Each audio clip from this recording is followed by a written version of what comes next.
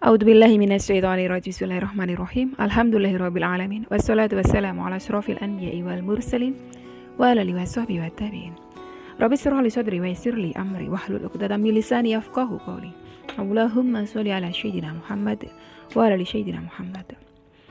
Assalamualaikum warahmatullahi wabarakatuh. Sobat Winner semuanya yang dirahmati oleh Allah Subhanahu wa taala dimanapun berada.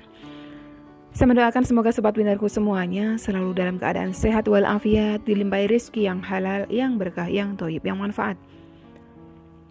Semoga sobat winnerku semuanya yang saat ini mungkin masih terlilit amanah-amanah hutang, baik riba maupun non-riba. Semoga Allah segerakan kita semuanya terbebas dari hutang, baik itu riba maupun non-riba, dengan cara-cara Allah yang mudah. Tanpa harus menggali lubang yang baru, tanpa harus menyentuh kembali riba, tanpa harus menjual aset, tanpa harus direndahkan, dicaci maki, dikuncing, diolok-olok, dihina, diintimidasi, ditekan oleh manusia lain. Semoga sobat winnerku semuanya yang saat ini mungkin sedang menghadapi kesulitan-kesulitan hidup, semoga Allah bukakan pintu-pintu kemudahan. Dan untuk sobat winnerku semuanya yang saat ini mungkin sedang bersedih hati, semoga Allah angkat kesedihannya, Allah gantikan dengan kebahagiaan. Buat sobat winnerku semuanya yang saat ini mungkin masih belum memiliki pasangan hidup, semoga Allah segerakan untuk menuju halal bersama dengan jodoh yang terbaik dari sisi Allah Subhanahu wa taala. Dan untuk sobat winnerku semuanya yang saat ini masih belum memiliki putra-putri, semoga Allah karuniakan putra-putri yang soleh solehah. Untuk sobat winnerku semuanya yang saat ini masih berkutat dalam dosa riba, semoga Allah sentuh hatinya dengan hidayah sehingga mau berhijrah meninggalkan riba untuk selama-lamanya. Dan untuk sobat winnerku semuanya yang saat ini sedang berhijrah, semoga istiqomah hijrahnya. Semoga sobat winnerku semuanya saat ini mungkin memiliki hajat seperti saya, ingin berangkat haji maupun umroh. Semoga kita semuanya disegerakan Allah untuk bisa sampai ke tanah suci, menjalankan ibadah haji maupun umroh. Amin. Amin ya robbal alamin.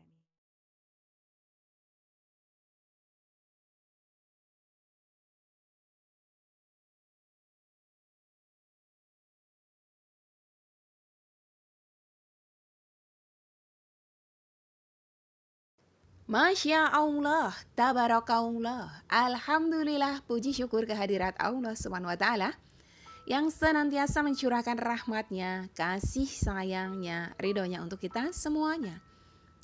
Jangan lupa untuk selalu bersyukur dan berbaik sangka kepada Rabb kita, sobat winnerku, karena keduanya akan menghadirkan ridhonya Allah.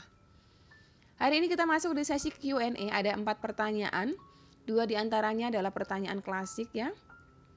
Dan yang 2 lagi, barangkali ini pertanyaan mewakili panjenengan. Yang satu ini pertanyaan dari sahabat UCR melalui WhatsApp ya. Tapi saya rasa banyak sekali yang memiliki pertanyaan yang sama seperti ini. Yang pertama dari Hattori Sailor Moon ya.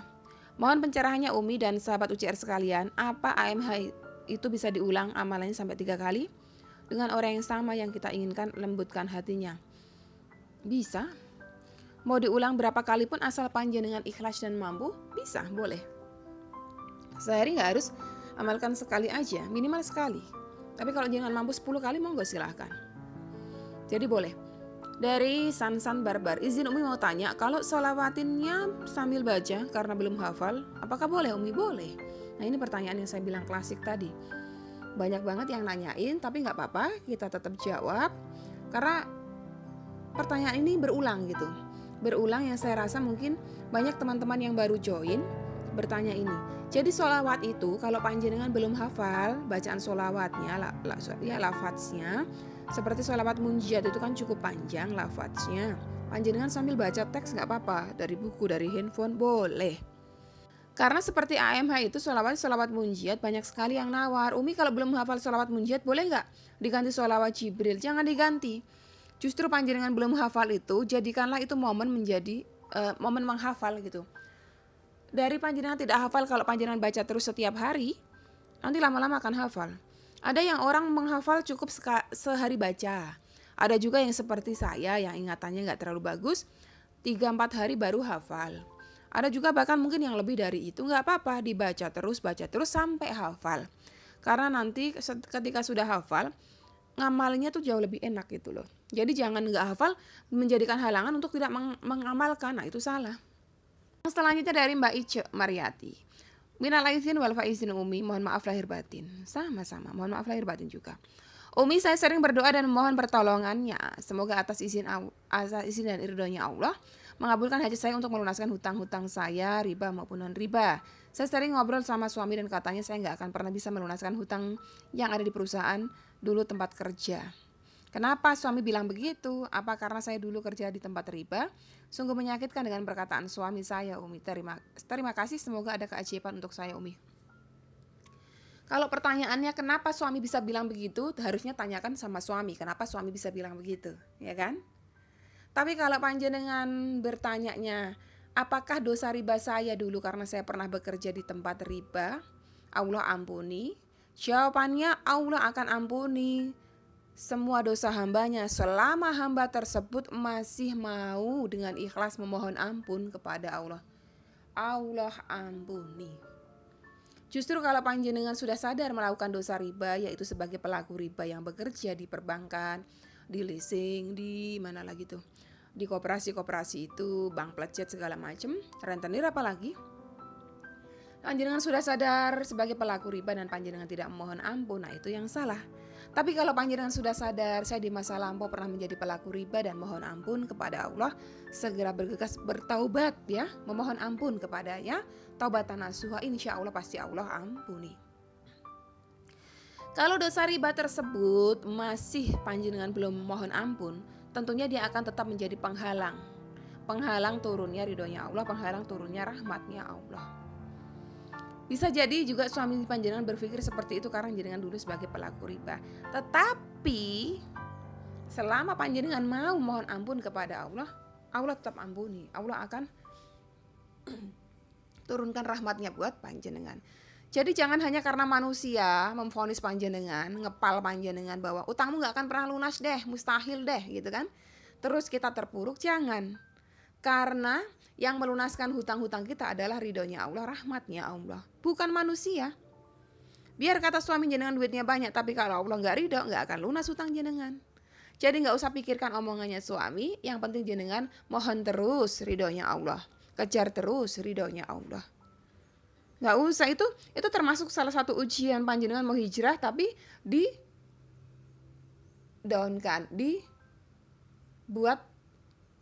dibuat putus asa. Nah itu bagian dari waswas syaitan.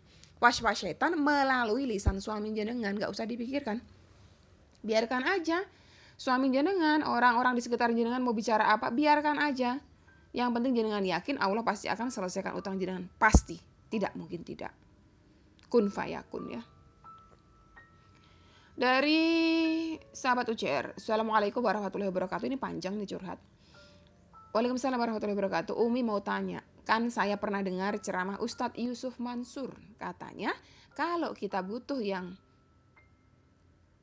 jangan pernah kayak ini. Kalau kita butuh, jangan pernah lari ke manusia, minta tolong ke orang lain, melainkan kita datang ke Allah. Betul. Sepakat saya sama Ustadz Yusuf Mansur. Emang betul. Jadi gini Umi, besok kan saya harus nengok anak di pesantren, tapi posisinya saya baru ada uang 300 dan saya butuh 1,2. Nah saya bingung karena tinggal menghitung waktu, alhasil saya minta tolong ke saudara pinjam uang. Gimana menurut Umi? Padahal saya udah yakin banget Allah pasti mendengar doa saya, tapi saya malah cari pinjaman. Dan saya udah lakuin itu, datang ke Allah dan minta sama Allah, dan hati udah yakin sama Allah pastilah rezeki itu besok. Tapi malam ini saya malah cari pinjaman non riba ke saudara. Nah, beliau sebutkan ini non riba ya. Jadi gini, filosofi sederhananya gini, jenengan lagi di tengah danau naik perahu, atau tengah laut lah naik perahu, ya kan? Perahunya bocor, kemasukan dah tuh air laut. Jenengan sadar akan tenggelam. Jenengan berdoa dong sama Allah, ya kan? Karena tahu yang maha menolong adalah Allah. Yang maha menolong adalah Allah. Kita minta sama Allah karena di tengah laut seorang diri, sebatang kara terombang-ambing ombak dengan kondisi perahu yang bocor. Minta tolong sama siapa? Sama Allah. Karena Allah maha mendengar, Allah berikan pertolongan. Datanglah kapal menawarkan bantuan kepada jenengan. Jenengan tolak, Tidak mau, saya tidak mau ikut engkau wahai kapal. Karena apa? Karena saya minta tolongnya sama Allah. Saya mau Allah langsung yang tolong. Itu salah. Si kapal tadi itu dituntun Allah dari entah barantah dari mana dia. Tiba-tiba datang menghampiri perahu jenengan menawarkan bantuan. Itu bukan si kapal yang nolong, tapi Allah yang nolong, tapi ngambil wasilah si kapal tadi. Itu loh. Jadi sampai 2-3 kapal jenengan nggak mau ambil, nggak mau ditolong, jenengan mati konyol di situ. Jadi kembali lagi kepada kasus yang tadi sahabat UCR, kita minta kepada Allah. Mohon maaf nih sahabat semuanya, saya lagi kurang fit memang. Jadi agak serak-serak gitu ya suaranya. Jadi kembali lagi kepada kasus yang tadi, kita minta tolong kepada Allah, ya Allah ya Rob, besok hamba butuh uang 1,2 ya Rob, baru ada 300 kurang 900 ya Rob, kasih pertolonganmu ya Rob, kasih pertolonganmu ya Rob. Jenengan sudah minta tolong sama Allah. Tiba-tiba Allah tuh kasih di akal panjenengan, masuk ke dalam akal panjenengan ini, ke dalam pikiran panjenengan, ke dalam kepala dan hati panjenengan, masuk ding. Saya datang sama saudara saya Fulana binti Fulanan, kayaknya dia habis jual sapi tuh, kayaknya dia habis gajian tuh. Itu semua itu Allah kasih petunjuk, ding gitu kan, kasih petunjuk, datang ke dia dikasih pinjam. Satu tadi Allah kasih petunjuk itu, kedua Allah lembutkan hati Fulana binti Fulana untuk menolong jenengan, sehingga jenengan dipinjamin uang 900.000. Yang penting bukan riba. Kalau jenengan datang ke pinjol, datang ke koperasi, datang ke rentenir yang itu berarti datangnya dari setan, setan.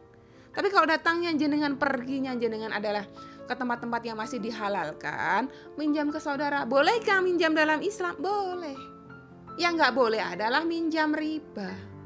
Rasulullah pernah minjam gandum pada orang Yahudi pula. Tapi tidak riba, boleh.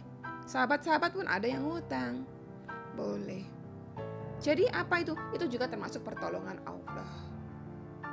Termasuk pertolongan Allah. Yang tidak benar adalah ketika panjenengan susah, jenengan datang ke rentenir, jenengan datang ke dukun, itu yang nggak benar.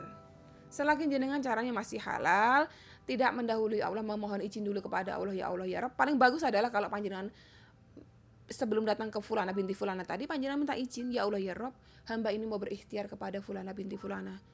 Jika engkau ridha, mudahkan ya Rabb. Itu boleh. Jadi boleh. Tapi jangan menggantungkan harapan kepada Fulana binti Fulana. Itu. Jadi tetap kita gantungkan harapan kepada Allah. Jika engkau ridho ya Rob, mudahkan. Tapi jika engkau gak ridho, tentunya engkau akan berikan jalan yang terbaik gitu ya. Oke, sampai di sini dulu sesi Q&A kali ini ya Sobat Winner. Suara saya sudah mulai gak jelas, serak-serak gak jelas gini. Semoga bermanfaat buat panjenengan semuanya. Wassalamualaikum warahmatullahi wabarakatuh.